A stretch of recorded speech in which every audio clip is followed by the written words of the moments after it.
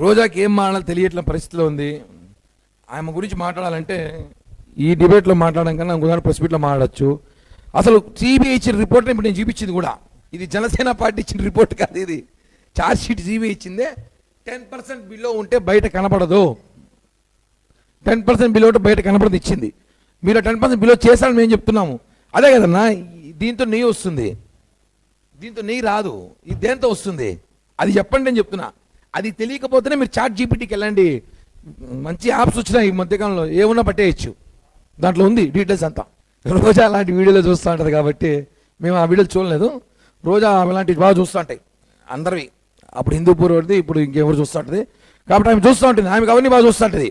ఆమె నియోజకవర్గంలో ఒక అమ్మాయి మీద రేపు జరిగితే ఆమె ప్రభుత్వం రోడ్డుపైకి రాదు, అవన్నీ చూడదు, అలాంటి వీడియోలు బాగా చూస్తుంది.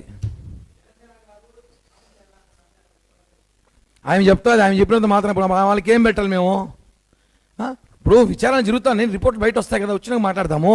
ఆమె చెప్తే పెట్టేస్తారు ఏమే? మళ్ళీ చాలా అసహ్యాలు ఉన్నాయి మా దగ్గర ఆమె గురించి మాట్లాడాలంటే. Thank you.